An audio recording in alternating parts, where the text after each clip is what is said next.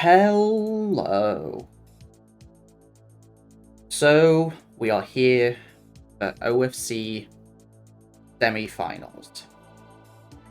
We finally broke the quarterfinals curse, but in doing so, we have an incredibly difficult matchup against Horse Melons.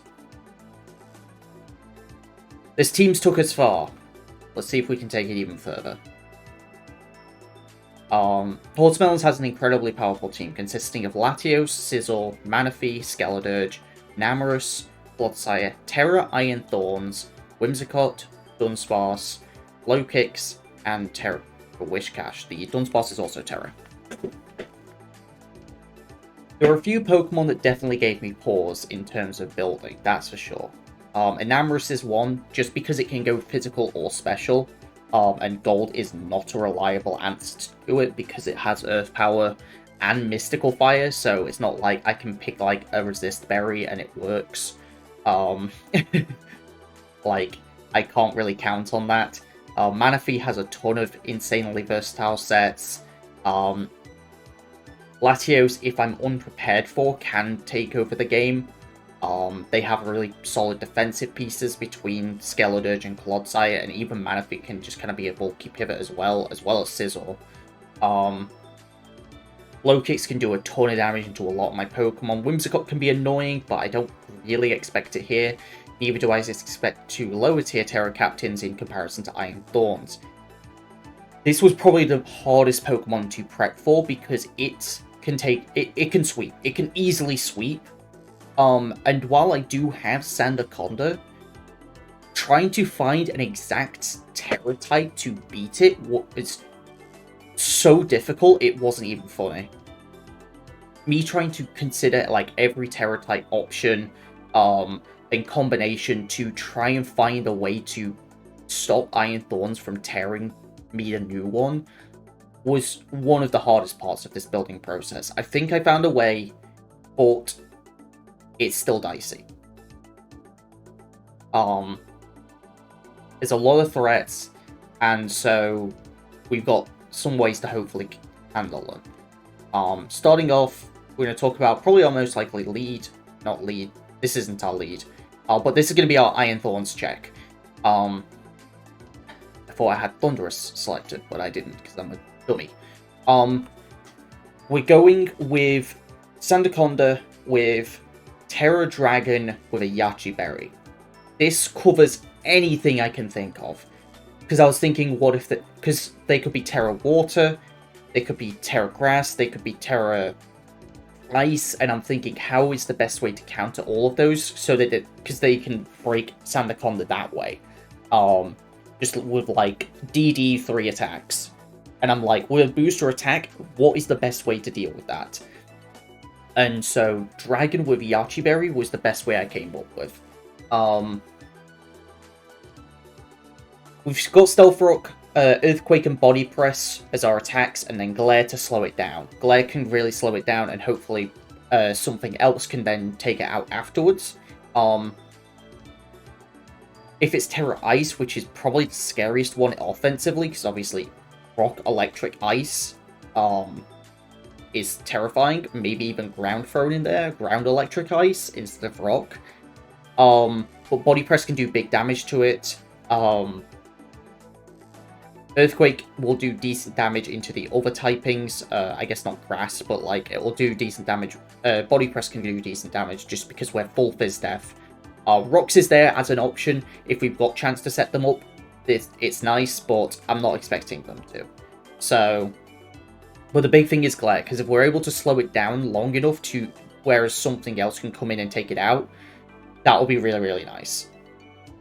Part of that plan actually involves Meowscarada. We're rocking a Focus Sash this week, and we need to keep hazards off so that if we can go into this, as the Iron Thorns is like set up, or after it's gotten slowed down and forced the terror, then the combination of Sandaconda's coverage alongside Meowscarada should be able to take care of it. Because if it's Terra Ice, we've got the Body Press, we can force it to Terra because we've got EQ, and then Flower Trick or U-Turn should be able to take it out from there, and hopefully that will be enough to take out that demon. But also, Meowscrawler is generally really good. I've gone with Max because I'm a Sash variant anyway. I want to keep my typing intact because I've got Spikes on here as an option, and I'd rather not turn into a ground type, really. Very standard moveset. But, I mean, it's really nice. They've got Mana Feed, they've got Latios, and this outspeeds their entire team. Like, it outspeeds everything, so I think it's just, like, a really, really solid bring into this matchup in general.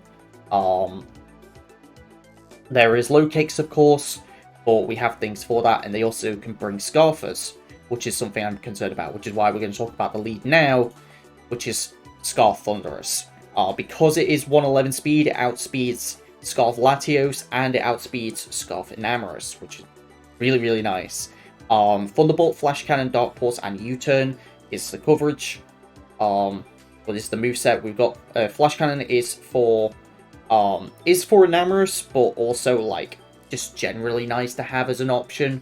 Flash Cannon is just it's also for Iron Thorns. That was it. I was like, there is a reason for this. It's for Terra Ice Iron Thorns. So if I can't get like Meow can kind of deal with like grass and water. Thunderous can clean up against the ice. So, Dark Pulse is for Latios. U-Turn, just able to pivot out. If I lead into a bad matchup, that is fine. Then, we've got our specially defensive Goldengo. With an Air Balloon, this can take on Enamorous, but also this is an amazing switch into Clodsire. Clodsire can't really touch Air Balloon Goldengo at all. So, with this, we can just sit. We can always have this as an option, but if Enamorous comes in early, we can bring this in, and we've got at least one safe chance to come in with the balloon and take the hit, and then go from there. Obviously, we want to be playing this game aggressively. That's what this team does in general. But we need some switch-ins here. So that's what Goldengo's for. Goldengo's it's going to try and switch into that. It's also nice switching it into Latios as well, which is really, really nice. Can switch into Manaphy as well, which is nice. Got a good amount of things it can switch into.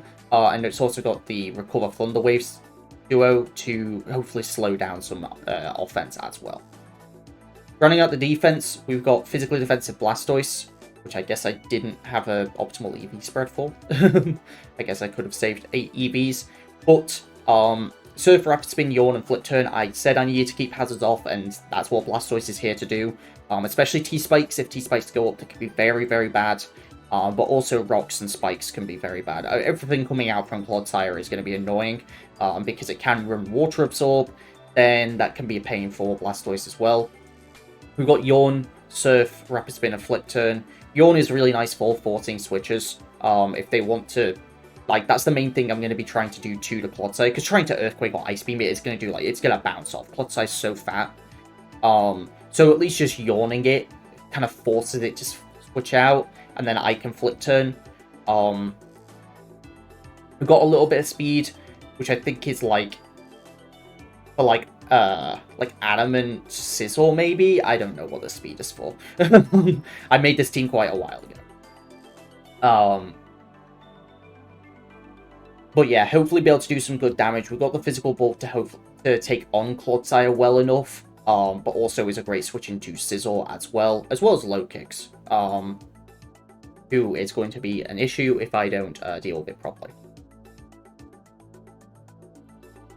The last Pokemon on the team is one that is a bit special to me. By the way, no idea what the EVs do. Been a while. Life Orb Mixed Blaziken. Back in the day, seeing this used for the first time in a tournament, was one of the coolest things I ever saw. So we're rocking it here. Now you might think your minus special attack. Yes.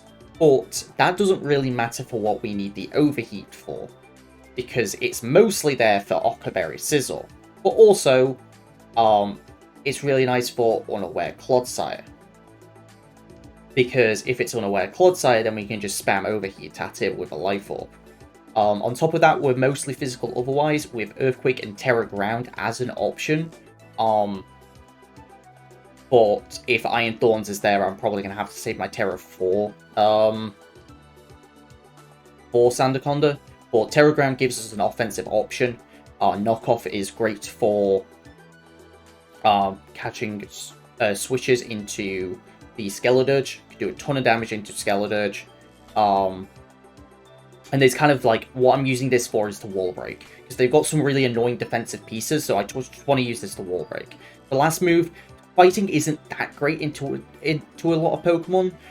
So I end up using the fighting move as a utility option, especially against low kicks. So we've got the upper hand here. To hopefully catch that. Maybe it catches a Scizor Bullet Punch, but it's mostly for the low kicks. So that is going to be the team. And as much as I didn't want to do this for semi-finals, we are going to be doing this for post-con. The reason, because when I was trying to find the footage, I forgot that, well, I was doing a clean out in terms of like footage, and I accidentally deleted the footage for everything for this. So, oopsie. So as you can see, this was recorded over a year ago. This was played over a year ago at this point, at the time of me recording this. So yeah. Been a while. But we can see that the team they brought Clodsire, Enamorus, Scizor, Manaphy, Lokix, and the Terra Iron Thorns. No Latios, which honestly, it makes sense for them not to bring. Like, Latios can be very good here, but it makes sense for them not to bring it. And otherwise, like, everything makes sense, right? They don't bring Skeledirge, which I think is probably the more interesting one. So that means like trying to break isn't as big of a deal. We can break. So here I'm gonna lead with Thunderous, because even if they choose to leave with a Scarfer, I'll know, and then I'll just be able to deal with things. So I lead Thunderous as they lead Lokix. Here I'm thinking, okay, well I can U-turn and get Chip. I can't KO this. I could try switching out in case of First Impression, but I'll live a First Impression. Maybe if they're banded, I die, but like then they're banded into First Impression, and I get to go into like Blaziken or something and just kind of fire off massive hits, or maybe even get a Spike Up or something, or Rocks. So I just decide to go for a U-turn, do some pretty good damage off Rip, and go into Blastoise, which is my main physically defensive like Pokemon that isn't Sandaconda, because Sandaconda has to be here for Iron Thorns. So we go to Blastoise, and they set up an SD, which is definitely terrifying. Thankfully, Blastoise is decently strong, but they do go for Leech Life, and that restores them a ton of HP and shows the Life Orb, and unfortunately we don't get to take them out. So I have to just let Blastoise go. They also, I think, just barely put me out of Torrent range, which is definitely quite unfortunate. If they put me in Torrent range, I actually could have KO'd them, which maybe I was in Torrent range and that was Torrent boosted. Lokix is really frail. It's hard to say. But I have to let Blastoise go here, immediately losing a Pokemon already, which does not feel good to do. And this thing can still Sucker Punch. Like, it's still a Lokix, and can, like, completely neutralize something else. So I choose to go into Blaziken. This kind of bluffs Scarf. And, like, maybe they go for Sucker Punch in this situation, because I don't know, like, if I'm bringing this in, like, I'm showing Scarf, like, that's the one that makes the most sense, but instead I go for the upper hand, I get the KO, and I catch them with that, evening up the score. Here they go to Manaphy, which makes sense. I don't want to be going to Meowscarada, so I just choose to go to Thunderous, see what they want to do. They go for a Scald, it's like, that's fine. But I believe I see that this doesn't have a lot of special attack investment. So they go to Clod, which obviously makes sense. And I'm just going to U-turn out and go into Blaziken because I want to break. Like, that's the point of Blaziken, is to break. So they make the safe play, go into Manaphy as I try and Earthquake and just do some good damage. Maybe in hindsight, going to Thunderous was just better. like predicting this, but I didn't want to like over predict too early. So we see the leftovers here, and I choose to stay in because I know if I go to Thunderous, I might just like I don't want to get doubled on. But there's also the idea that this may like it may be defensive. Maybe they try and predict the Terror. Or maybe I overthought it in this instance and I let Blaze King go. But it does give me a free switch into Meowscarada, which is really, really nice. So I just go for a knockoff on the switch because I know there's no way they stay in. And then go into Thunderous to take whatever it wants to go for. U-turn still does do a lot, and in comes Clodsire again, and this time I don't really have a breaker. So I choose to go into Goldengo because I know it can't touch me, in theory. They bring a really good tech in Rock Tomb, which breaks my balloon, and kind of means I can't wall this thing nearly as well. So, I go for a Shadow Ball just to see how much it does, and maybe just play out a turn, but it does nothing. It's very clearly specially defensive. I have to go Sandaconda at this point. And just hope that I can force this thing out, and then get the Galare on the switch. So I expected Manaphy to come in, and hopefully slowing this thing down will be really nice, because Tail Glow sets means that they're just going to be nice and slow. I do have Terror, but I don't want to reveal Terror yet, as they go for the Take Heart, and it's like, that's very dicey. So the Alluring Voice here expecting me to go into Meow, but I just choose to Thunder Wave it, because I'm thinking, well, slowing it down is probably the best way to do it, and now I'm going to try and go for the Meow switch. As they go for the second Take Heart, and now they switch. I can't risk it, unfortunately. I have to go for a Flower Trick. And I don't have a switch into U-turn at this point. If I go into Sandaconda, I take too much damage. If I go into Gold, they just go into Clod. So I have to just sack off my Thunderous. And I'm thinking, if it's Scarfinam in the back, it's going to be a bit scary, but, you know, I have to do what I have to do. So, forces me into Gold. I just go for a Make It Rain. I'm not going to try and mess about predicting. I don't know what I could even predict at this point. Like, me trying to break this thing without losing too many pieces at this point is just... It's just too difficult. They're just trying to slow me down with Rock Tombs. And I'm going to go into Sandaconda. This time on the Earthquake. And then double into Meowscarada on the Manaphy. At least showing that I know what I'm doing, at the very least. But this game does feel so far behind. I'm able to knock on the switch. And then, because I don't want my Sash getting broken, I just go for the switch into Gold. Because I don't want to lose my Sash, because that's how I lose against Iron Thorns at this point. So I have to let Gold take a crit Scald, which is whatever at this point. It does mean I probably have to recover early, but they're choosing not to set up, and I do miss a Thunder Wave, which is unfortunate because it means I would have been faster, but I have to recover here as they go into Clodsire. Not a lot I can do about it. I've got to go into Sandaconda as they double into Manaphy, and I go back into Gold as they Scald, and it's just so hard for me to break at this point. My breakers are kind of gone. So I just Thunder Wave to slow it down. Maybe I can heal up here as they try and call the Meowscarada switch. And I'm just trying to hope that I can get them in a point where, like, they don't get the Meowscarada switch right. This time I go for it. And I catch it right. Which, to be honest, I think I played some parts of this game incredibly well. But just some parts just felt so hard to overcome. I knock on the switch. They go into the Iron Thorns. And, well, it's time to see what we can do. We U-turn out on the Terra Fairy immediately, which is really nice. That means we know what Terra type it is. That means I won't be terroring my Sandaconda, which is kind of unfortunate, but it is what it is. And they do go for the DD here, and I'm like, okay, cool, I can just taunt them, and we can just be fine. I had no idea this Pokemon got taunt. And that seals the game. They get their second DD off. I EQ for Chip, because I can't really switch. They get a crit there, which really seals the deal. I don't think I survived 2 anyway. Crit would, non-crit would do what, like...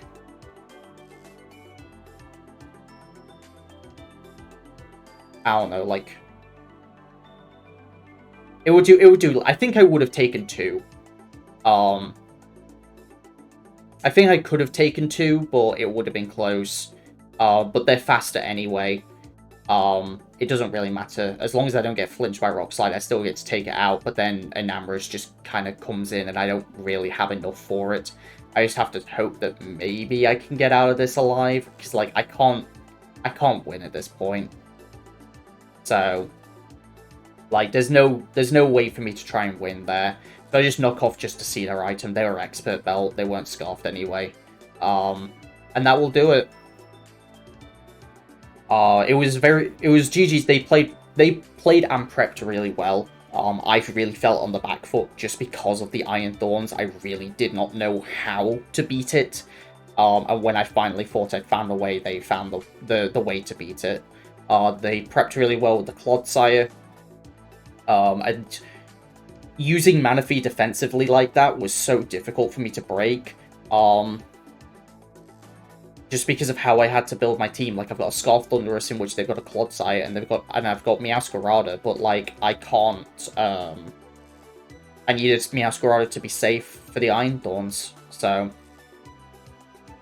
It was a really, really rough one, but I'm at least happy to have made semi-finals. I broke the quarterfinals curse, and even though I didn't win, I can't be too upset. This is probably one of the best some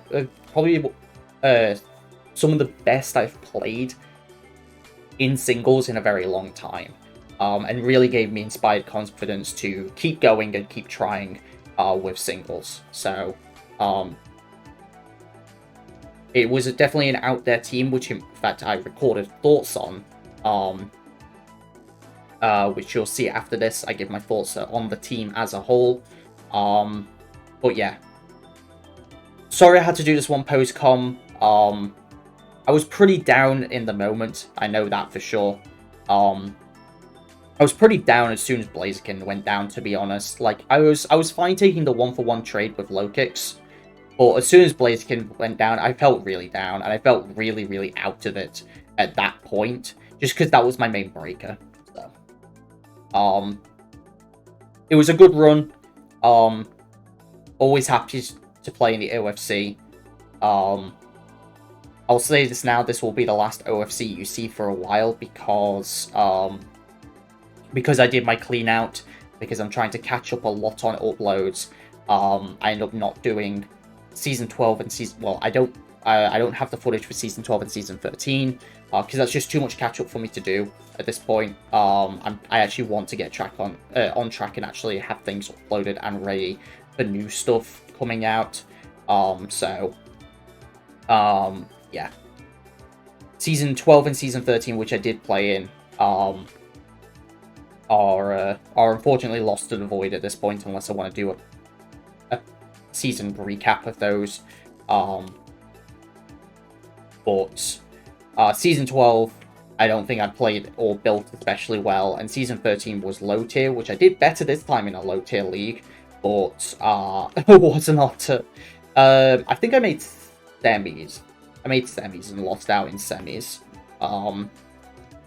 But with how much I've got to record and catch up on, I just can't. This one, at least, I felt okay doing, just because most of it was ready. This was the last thing. So, anyway, I'll let you go listen to past me talk about the team and some of the things I did learn from this experience using more of an aggressive team. I ended up kind of bringing more of a balanced style this time around anyway, with like 3 defense, 3 offense, which I kind of wanted to avoid for most of the season, but for this one I just kind of needed a dedicated thing for the Iron Thorns and then 2 defensive pieces. So, that'll do it for this one. From me, and now you can go listen to me yap from, I don't even know when I recorded it, but it was from a while ago, so, enjoy my post thoughts on this team, and yeah, catch you in the future. So, we are here, talking about this team. While I didn't quite make it as far as I would have liked, I finally did break the quarterfinals curse. And, really, I couldn't be happier with that. Being able to actually finally break the quarterfinals curse, was really nice. Because for those who don't know, at least in singles, even in BGC as well, like in the UBL, I have like a history of losing in exactly quarterfinals. I don't know what it is. If it's called quarterfinals, I lose. Like, way more than I should. In fact, in singles, this is the first quarterfinals I've won. Despite being in about, like, 8. It's something ridiculous. So we got to make it to semi-finals, and put up a fight at least, to the eventual winner. But yeah, I kind of wanted to talk about the team and a little bit of what's going to happen going forward. Because, as you are seeing this, you may be very well aware that this happened a long time ago. In fact, let me see if I've still got it. When was this? This would have been like... God, how long ago? Like 9 months ago? 8 or 9 months ago at this point, at the time of recording this? Like, as this is finished up? Like, maybe close to... Like, probably close to 8, like, maybe even 7 towards the end of the season. So I want to kind of talk a bit about what's coming for the future as well, because the reason why this is all getting uploaded now is because, well, I've actually got the time and motivation to actually get everything uploaded.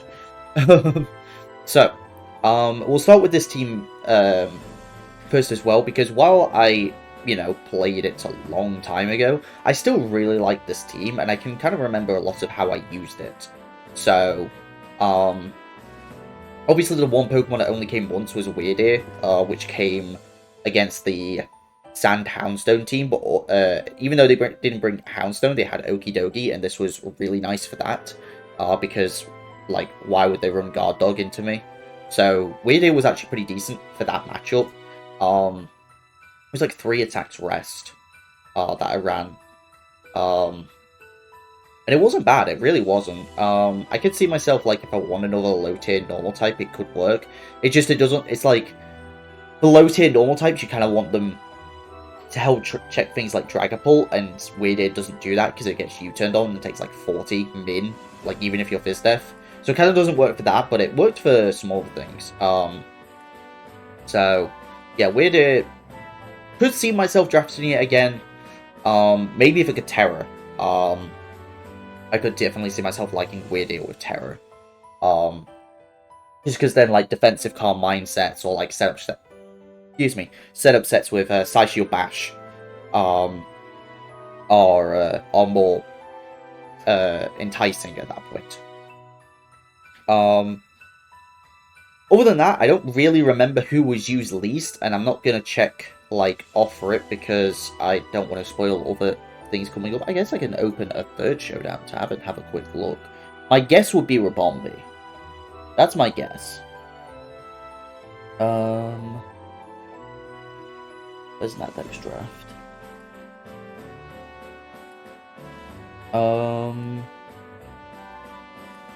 Oh, right, because no, this wasn't Nadex.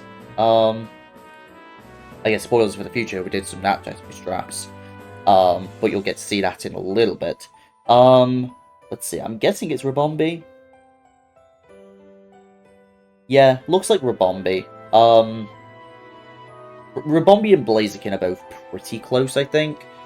Rabombi was one of the ones where people were like, why didn't you Terror this?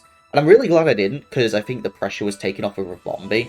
Because otherwise I feel like Rabombi was going to be pressured into, you know, just being like, oh, this has got to be the Quiver Dance Sweeper, you know, there's going to be a lot of pressure on this to do a lot of work. And instead I just kind of used it as a fast fairy type. I don't even think I really brought webs. Maybe I brought webs, I don't know, like once or twice. But like I brought like choiced mostly. But, like, does that 3s?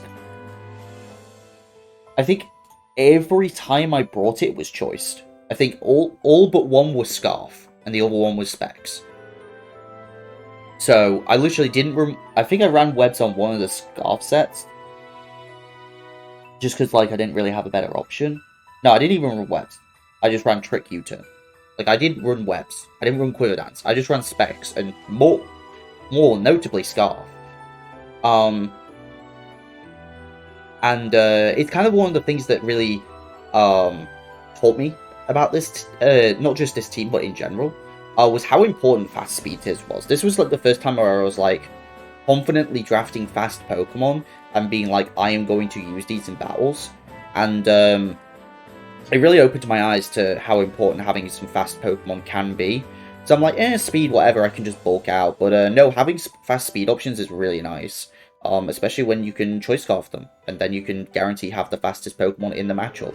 And that's kind of what Ribombee was for me, as well as just having the good offensive typing of Fairy, you know, Buggies or whatever, but, you know, Fairy's good, and has Trick, so, you know, it just gets the job done. I can definitely see myself drafting Ribombee again for this purpose, not for webs. Like, obviously it's good, like, oh yeah, if you want to use this and lead webs, but my drafts don't tend to lean that way. That they want to play a super hyper offensively game. That's just not how I am comfortable playing most of the time. So, like, going for like lead webs into just click buttons just doesn't really work for me a lot of the time. So Ribombee's not like the kind of mon where I think I'd like it, but just the fast Fairy type just kind of works. And I liked it for that. Like, there's Quiver Dance potential as well, and maybe if I did give it Terra, it could have done more. But to be honest, I'm really happy that I had Terra on Blaziken. Ribombee did great, but Blaziken, it did exactly what I needed it to. It never really swept, but that defensive Terra, as well as having, you know, coverage options, was really nice. I will have to be taking breaks as I'm doing this, by the way. Not breaks like that you'll see cuts, but like my throat has been like dying, and I still want to record, but I've got a cough. So anyway, Terra Blaziken. I really wanted to use Blaziken. I love Blaziken. It's actually one of my favorite mons. I just never get to use it. And this is really the first time I've gotten to use it, I think, other than we did the DPP, BDSP, sorry, draft, and I used it there, and it was really solid there, but I ran Scarf on it, like, every week. But here I didn't really run Scarf, I just kind of ran, like, just offensive, just generally. Like, special or, like, mixed or physical, yeah, just, you know, click buttons. And that's kind of what I wanted it to do. Like, I really liked the options that Blaziken has, just being able to be physical or special. It's got priority, it's got U-turn, and being able to flip that type chart matchup was really nice. It's kind of what I wanted it for. I didn't really want it for, you know, I didn't really want to play the game of I'm going to get a setup sweeper and win. Like, I had options on the team for that, but like, I wanted a breaker. And I think using Blaziken as a Terra Captain to break holes in teams was kind of what I wanted it for, and it did that. Yeah, pretty happy with Blaziken. Don't think I'd use it again in the future unless I had Terra. Or maybe I'd decide to finally try a league with Speed Boost Blaziken. But that's... Speed Boost Blaziken is not my kind of mon, because that's a very, very build-around mon, it feels like. So... but you know, maybe I'll see in the future, because I do love Blaziken. But I feel like with Speed Boost, you are kind of locked into a certain way of using it, whereas if you force it into Blaze, you can kind of use it in whatever way you want, because you're not spending nearly as many points on it. So you can kind of like throw it around and use it, not just like, oh, I feel like I have to sweep with this thing, otherwise I'm not like getting my value out of it. This way you can kind of break with it, and that's kind of what I wanted it for. I like it as a breaker. Just click buttons and do damage. So yeah, I do not regret my decision. with this. So yeah. Because I think next is... Oh, it's definitely Thunderous. So Thunderous, I think, yeah, this was the one where... Excuse me.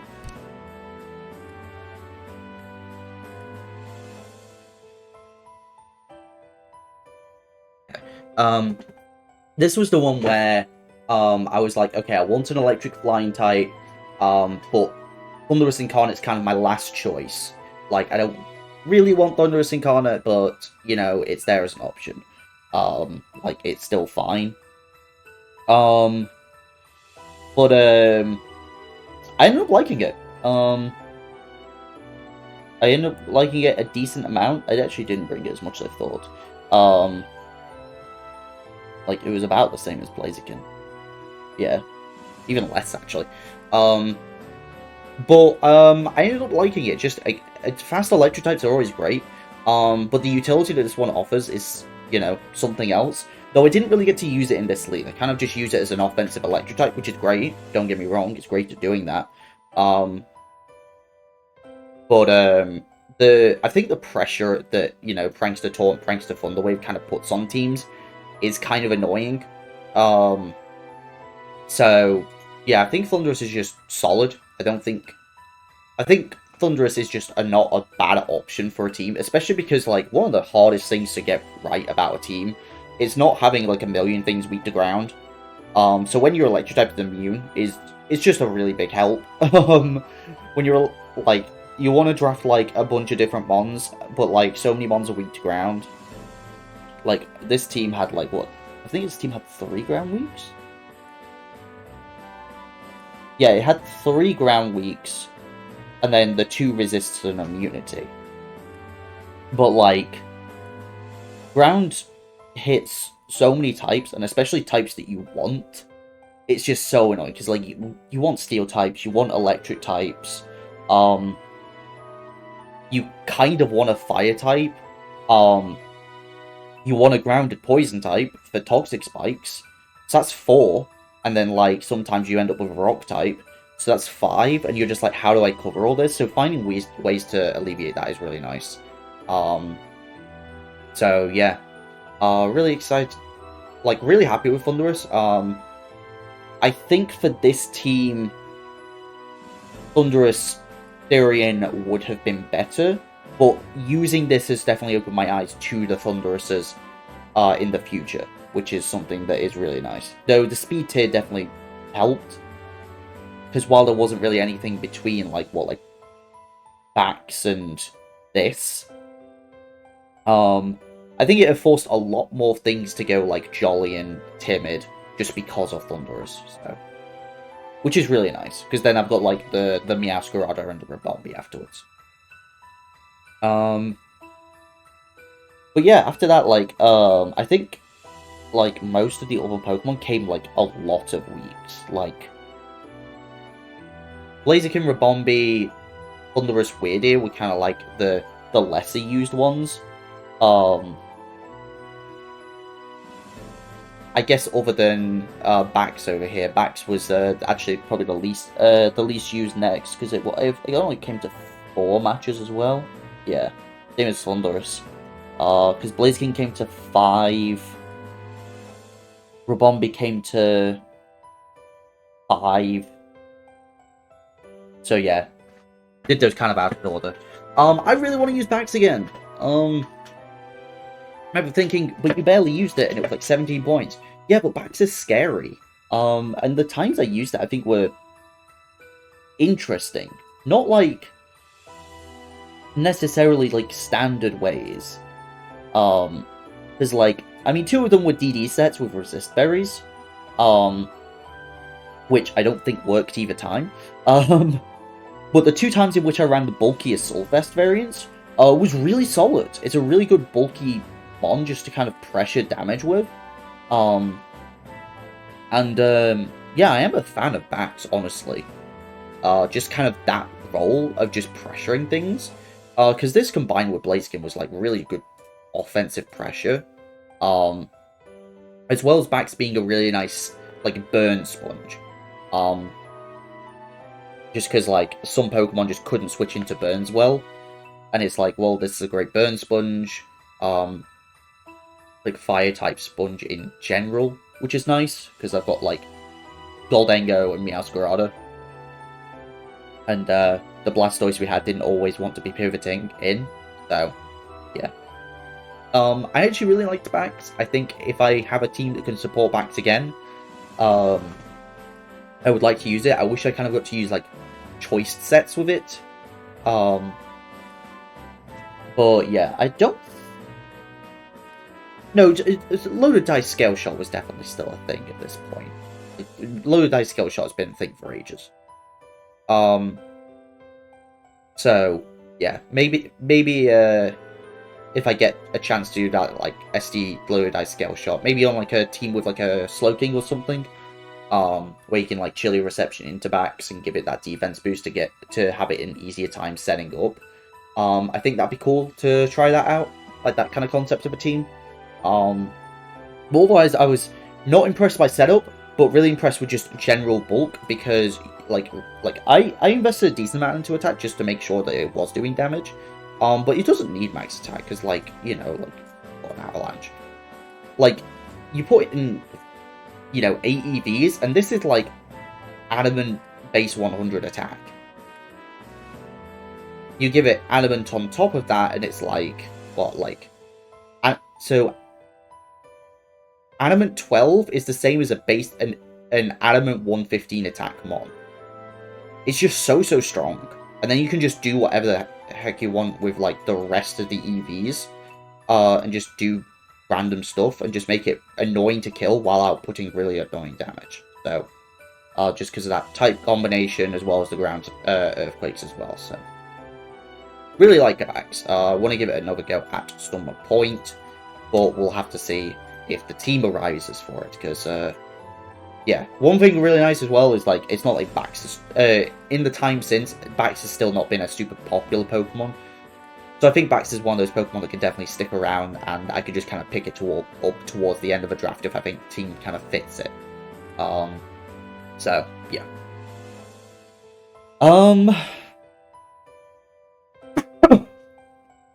From there, we kind of get into... Well, because this was a 10-mon draft, so we kind of gone through the bottom 5.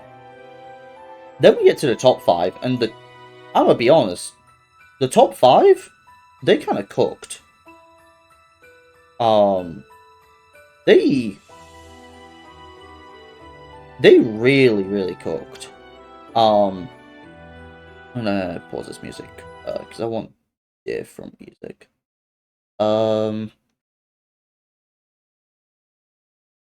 What music do I want? I don't know.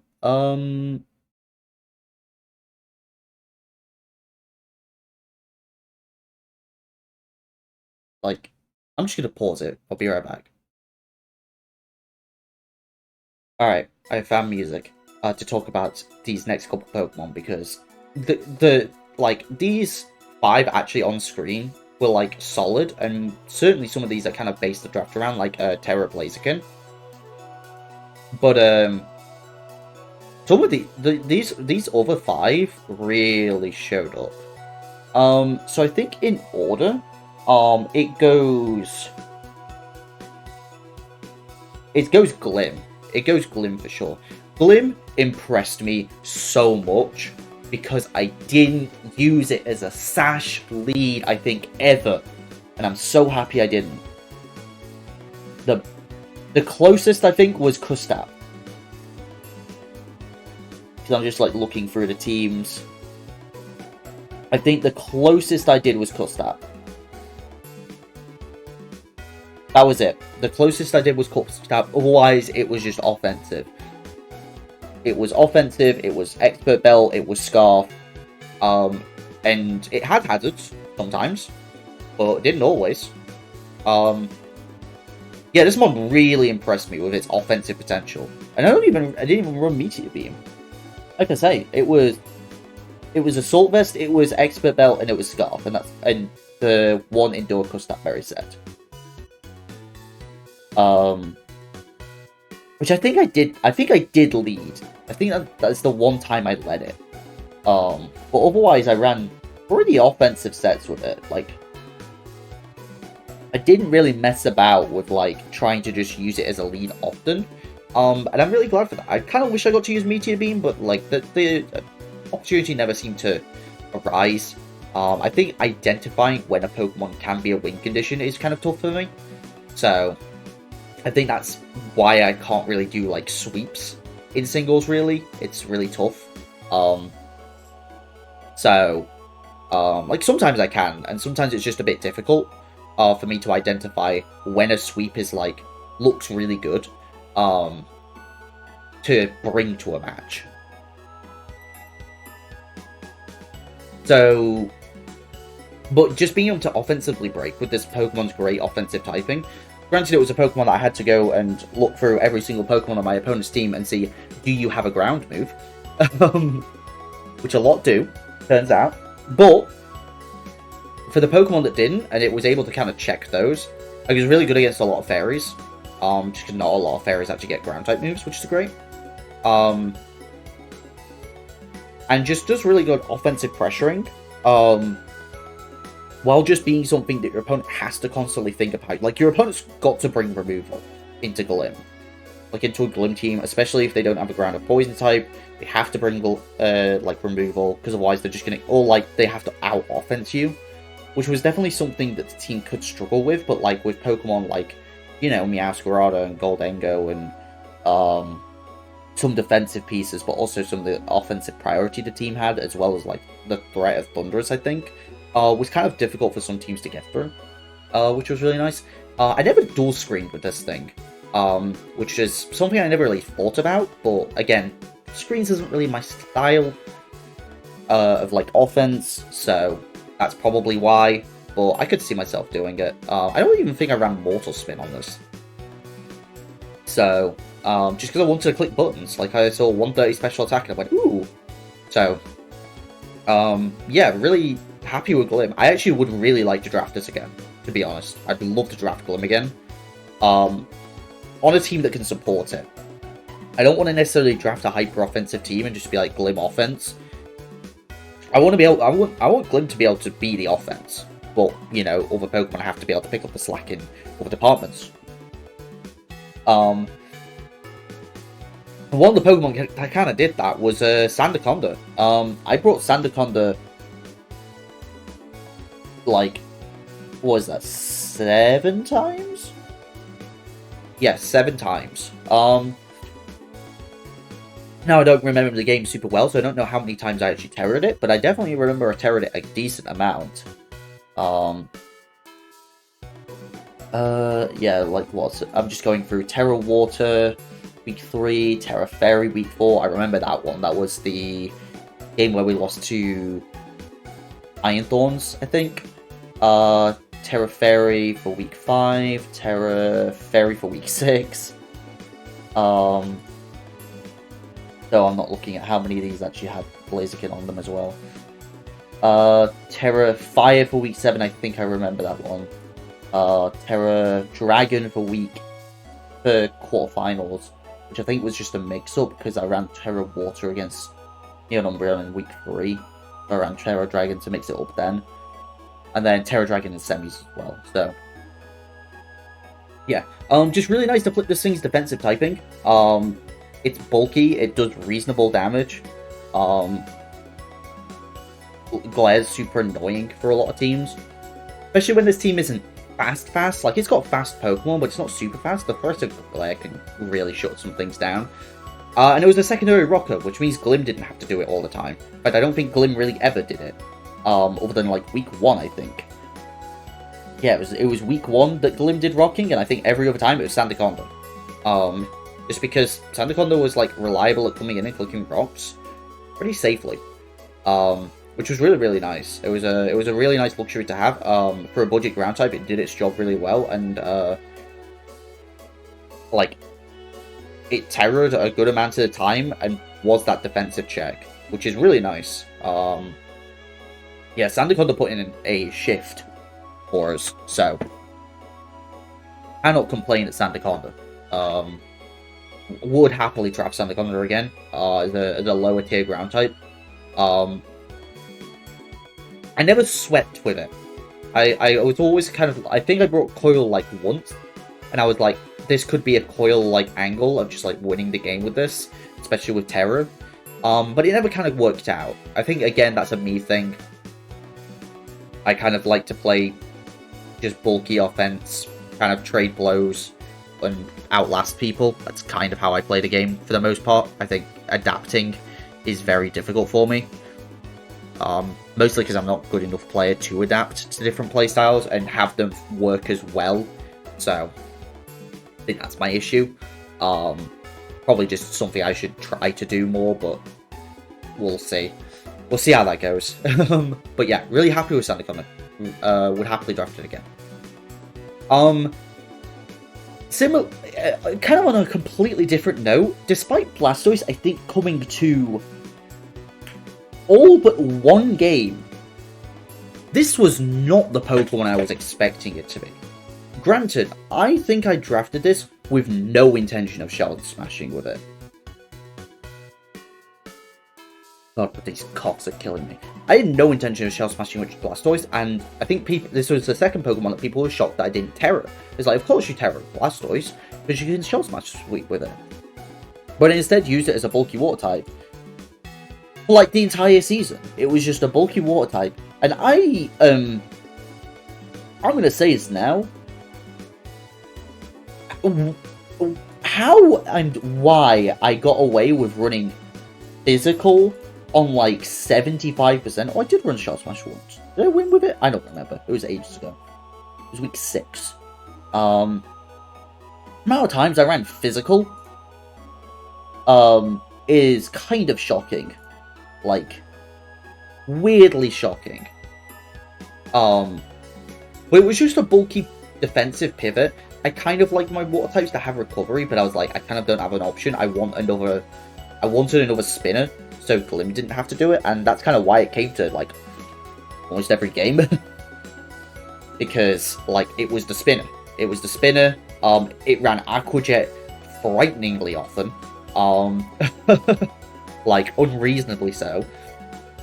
Well, the reason why I ran Physical sometimes was because I ran Earthquake and Rock Slide, which was bizarre. Yeah, very strange with Blastoise. And as a result, I don't know if I'd want to draft it again. Despite it being a key member of this team, it was nothing like I expected. And I don't know if that's a good thing or a bad thing. It performed the role that I think I wanted it to, just not in the way that I expected. It kind of got chipped where it needed to, and was able to help check some offensive Pokemon, in a way that helped the rest of the offense clean up at the end. Like, I think it was like, like week 8 or something. Like, it kind of like basically half traded with Excadrill. And I was like, that was good enough. Because I was like, okay, it's half traded with Excadrill or something like that. That's enough for it to be put in range of some of my other offensive pieces. And like, that was its role. And I was like, is that good enough for this budget of a Pokemon? Maybe. But I think the utility that it offers was kind of why I liked it. The Shell Smashing was like an option, but not really one I lent on that much. You might argue, well, it's because you didn't Terror it.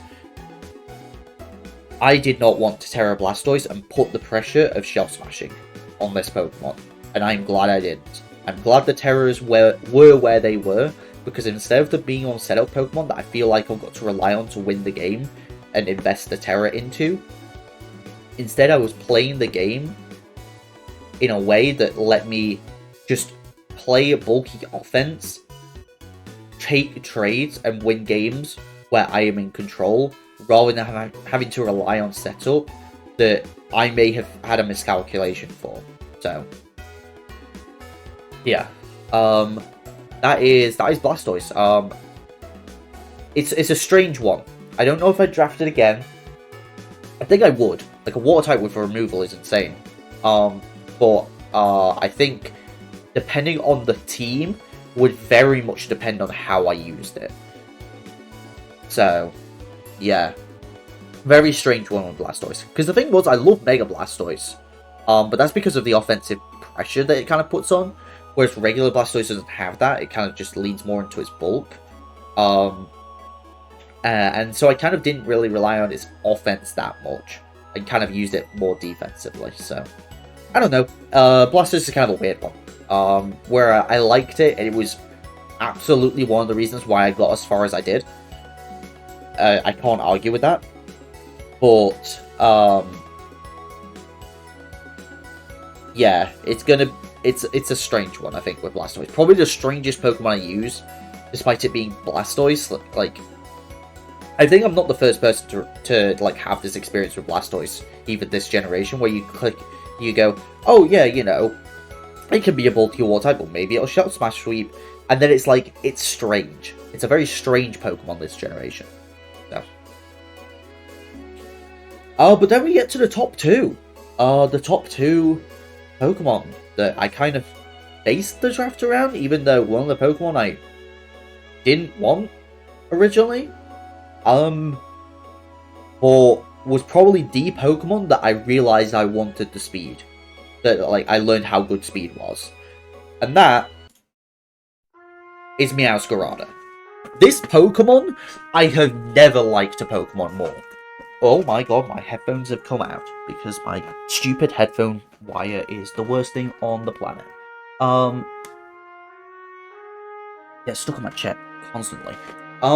Yeah, no, this is like the first time I've loved a fast Pokemon, other than Taunty, which I haven't drafted in literal years, like, I think, like 4.5 years.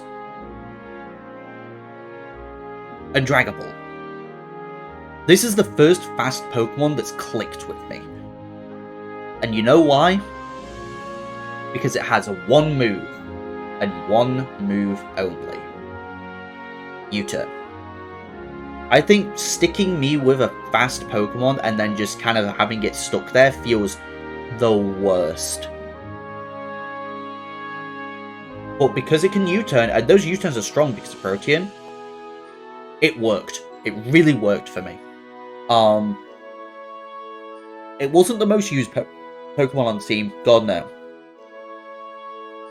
But I also rarely led it and tried to set up spikes. Like, I led it a lot, don't get me wrong. But this also kind of took the pressure off of Glim, because this was my spiker. I picked it because I was like, oh, I can spikes with it, and pair it with gold. Maybe in like 1 in 4 games did I actually click spikes. Like if I got a free turn, I was clicking spikes. And it did work. It really hit harder than I expected. I hate relying on triple axle. But this Pokemon really impressed me. It really did. The stats looked mediocre, but the speed was like cool. But this is the Pokemon that made me appreciate how good having fast Pokemon was. Because this was something people had to respect. Because of the damage output, the threat of super strong knockoffs, and the pivoting potential. It couldn't set up, it never needed to set up. It just kind of clicked buttons, and I'm really happy with Meow. It really put on a show. It came to most weeks. All but one. All but one. Other than week 3. Against Neon Umbreon, in which I brought it in the rematch. So. I forgot to mute. I apologize. But there is only one Pokemon. Only one Pokemon on this entire team who came to every single match. Blastoise came to all but one. Meow came to all but one. But Goldengo, my first pick of the draft, came to every single match. And, what do you want me to say about Goldengo? This one's insane. And I'm gonna be honest. I think I ran 4 of the 5 moves, like 4 or 5 same moves, on it every single week. I think 1 week I ran Scarf. Otherwise, it was Lefty / Balloon, Dual Stab, Recover, and then either Nasty Plot or Thunder Wave. And while I wish I could have used it offensively more, as like a specs breaker, or more of an offensive nasty plot sweeper, this might be the best steel type ever used. Like, on God. It can't switch into Nox, but other Pokemon on this team could. And that was what was important. But other than that, is the only bad thing I can say about Gold, is it is not a steel type that can switch into knockoff easily. Otherwise, this is one of the best Pokemon I've ever used. Like, this was unreal. It always put on pressure, even on defensive sets, and was so annoying for so many teams, where it was just like, oh, I guess I can't status you. Oh, I guess I can't do this. Oh, I guess, like, if Gold comes in, this mon is invalidated. And that's so dumb. That's so stupid. Why is Goldingo like this? It's so hard to remove, especially on those bulky sets, and it doesn't need to deviate from what it does so well, because its stats are great, its typing is amazing, its ability is just broken. This mon's goated. There's a reason why I brought it to every single week. With, like, one Scarf set in week 3, I think it was, and then otherwise I just ran Balloon, Culver, Ability Shield, I don't remember what that was for. But like, I really didn't deviate much with Goldengo. It was bulky, it did damage. This is a steel type. Like, in quotation marks. And God, would I would never turn down the opportunity just to use this thing again. There's a team I have that fits Gold. Sorry. If I can build a team that Gold is, you know, at the forefront of, I would be happy to. Gold's amazing. So, yeah, super, super happy with Gold. Love this Pokemon. Love these top 2. These worked way better together than I expected. While I was concerned, because originally Meowscarada was going to be Hisuian Samurott, the speed made a difference. Speed made all the difference. And the team would have, if it was Hisuian Samurott, the team would have looked drastically different. Of course. It would have had different removal, it wouldn't have had Blastoise, it wouldn't have had Glim. Might have had some other similar Pokemon, maybe Thundurus still snuck up in there. Maybe Bax as well. But it would have looked vastly different without Meow. And I'm kind of happy how it came together. Other than my GSC Season 4 win, this is the best I've ever done in a singles league. And it taught me a lot. It really did. So, yeah, really, really happy to have gotten as far as I did. Hopefully I can get a win in OFC sometime in the future. I would love to do that. But for this season, it's where it ends. I would be more than happy to draft most of the Pokemon on this team, if not all again. I think so. Some more hesitant others, just because I'm kind of still iffy on how I feel about Blastoise.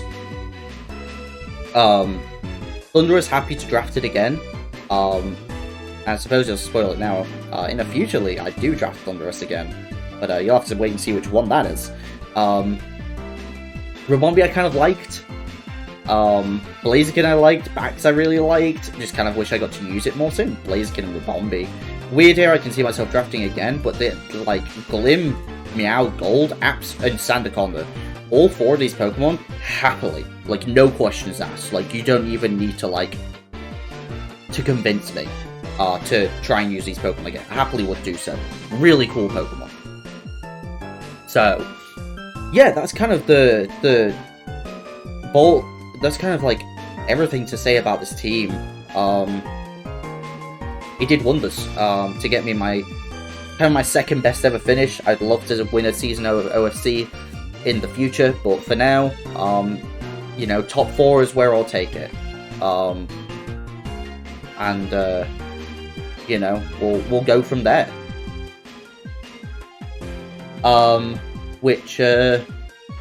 it's kind of where we're gonna go next.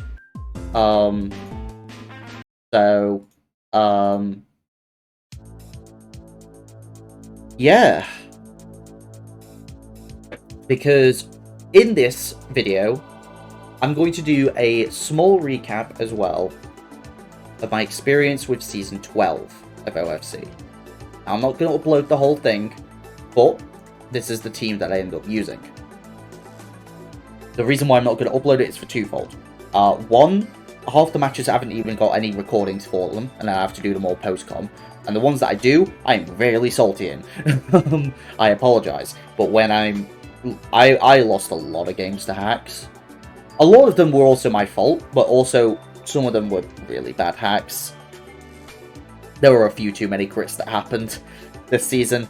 But Season 12, I'm going to briefly go over this and this team, and why I think what I learned from OFC Season 11, what translated into Season 12, and what didn't. Because some things didn't. And I'm hoping to look back on this and say, why didn't this team work? Because in my opinion, this team was broken. But looking back on it, I can see why it wasn't. You know, you look at this top 3. This is Iron Valiant. The first time I've ever got to use Iron Valiant. So excited to use it. This is Natdex, by the way. So this was Natdex. Darkrai. Amazing Pokemon. Kind of a slept-on one, but it was still available when it got to me. And I was like, I'm not saying no to Darkrai. Pterodon. This was I believe this was stab and 2 types of your choice, I believe it was. Which I think was originally firefighting grass, but then I changed, I want to say, fighting to ground. Like, I want to say like week 5 or something. So Nidoqueen, Mega Aggron, Serena, Vikavolt, Moltres, Vaporeon, Carbink, and Raticate. Spoilers, I didn't ever bring Raticate. Now, what did this team do well and what did it do wrong? Let's talk about the positives. First of all, I learned from speed. That's why I wanted Val. I wanted Val for speed, but then I also picked up Darkrai. And while I won't go over every team here, I want to say like at least half the Darkrai's I bought was Scarfed. Just to have the fastest Pokemon in the matchup. And that's not a joke. Like, I brought Scarf Darkrai at, like, half my matches. It was wild. Just having that fast Pokemon was really nice. And the other times I didn't, because the Darkrai came to most matches. It was kind of just, like, bulky offense. Where it didn't really need the speed and kind of could play as a bulky Dark-type pivot. Despite not having the best stats, it's still pretty reasonable. So, Darkrai was really nice. Val I was really struggling with. Because, like, I really wanted to use it more, but, like, I felt like I was forced to bring it in the back. And whenever I kind of got to use it in the mid-game, it was decent, but, like, it was kind of hard to... It felt like I was forced to kind of keep it in the back for, like, booster speed stuff. So... But I would like to use it again. And then Pterodon, and I was like, Pterodon is just going to kill everything, because Terrifier, Flare Blitz with Choice Band is just going to nuke everything, even with Scarf, it's going to bother everything. I was like, alright, so this is my 3 offense. Nidoqueen's kind of offensive, and then, like, the rest I'll just pick defensive Pokemon, which all have good offensive stats, so it doesn't matter that they're not invested in offense.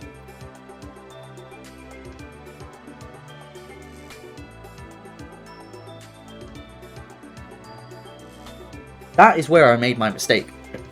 It doesn't matter if they're not invested in offense. Like, if they've got naturally high offense, if they're not invested in offense, they're not doing damage. And so, outside of these 3 Pokemon, one of them in which I didn't want to bring in a lot of the time, it was really rough.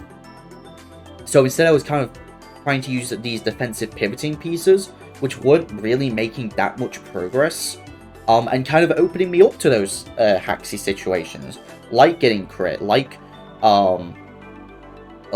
getting flinched or whatever. I don't remember. Again, this was a few months ago.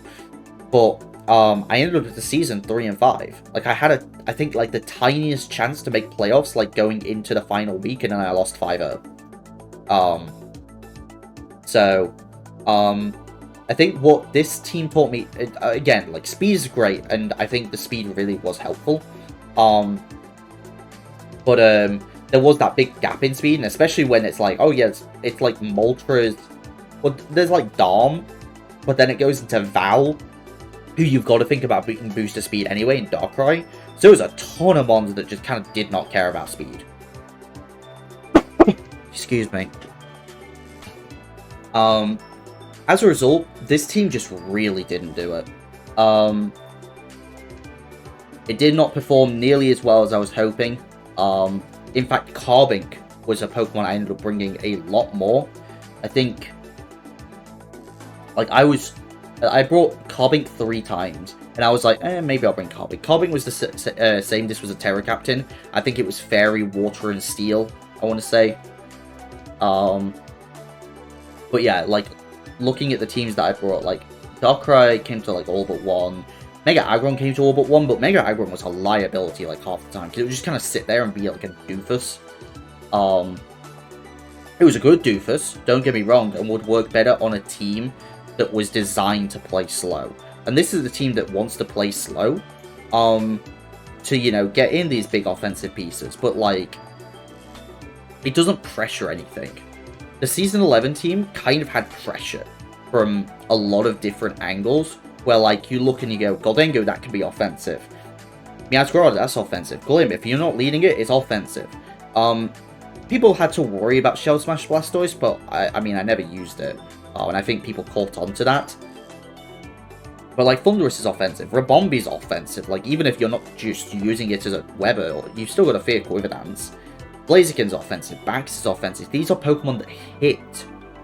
The few defensive pieces are like Sandaconda, Blastoise, and then like kind of Goldengo. And like as a result, this team had a lot more offensive pressure. Whereas this kind of had like a lot of defensive Pokemon. I was like, oh yeah, you know, they've got good special attack stats or like attack stats. They can just bulk out and, you know, the rest can deal with it. No, these Pokemon aren't offensively threatening, really. Like, Moltres isn't typically thought as offensively threatening. Vaporeon certainly isn't. Vikavolt can be, but usually has good answers. Serena, kind of the same deal. Like, these Pokemon are very... If they're offensive, they're very easy to work around. Whereas some of the offensive pieces from here, like Goldengo, Meowscarada, Glamora, Thundurus, Blaziken, Bax, these are offensive Pokemon that aren't as easy to play around.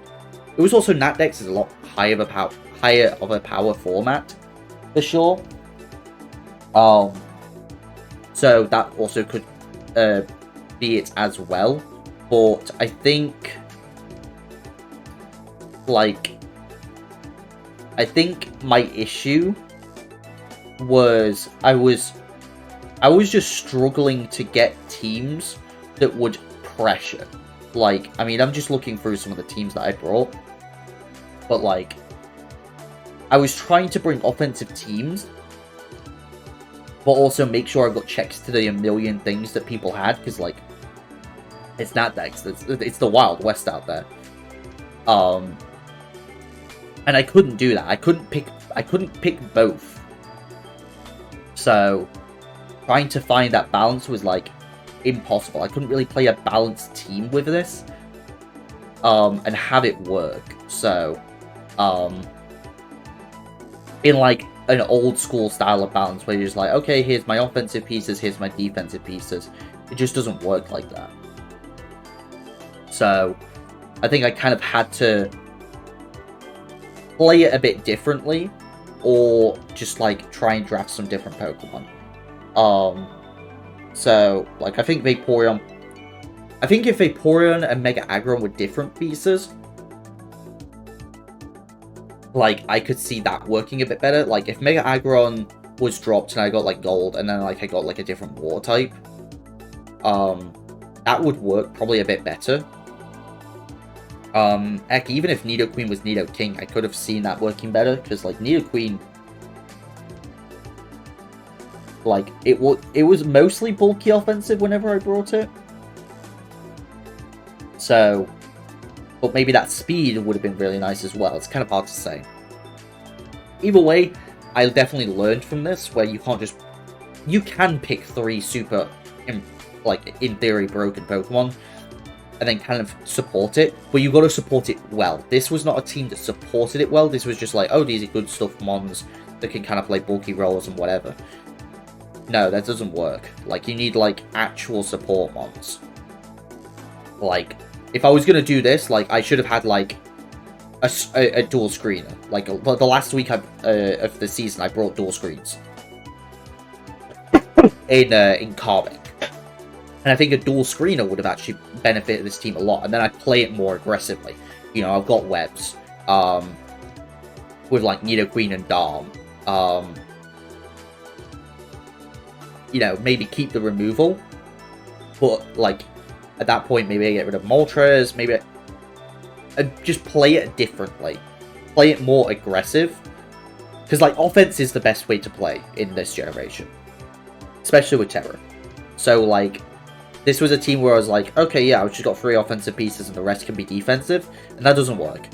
That doesn't work. It needs more offense. Whereas, like, Nidoqueen was having to pick up the slack. Vikavolt was having to pick up the slack. Vaporeon, I ran Specs once. Like, yeah. So, I think that is where I made a mistake with this team, is thinking that I could just rely on 3 Pokemon and kind of win the game from there, and then just, like, pretend to have a backbone. Whereas that didn't really work. Like, I didn't have support. I had really good win cons, but not the right support for it. Like I say, Webs was good. Webs was good, but I actually didn't end up bringing it that much. Just because, like, a lot of teams had really consistent removal. Like, I brought Vikavolt 3 times, and only one of them did actually bring Webs. But yeah. Like, a lot of the teams that I look at, like, they've, like, all of them have Val. Almost, all but 1 have Darkrai, and almost, all but 2 have Darm. All but 1 have Aggron.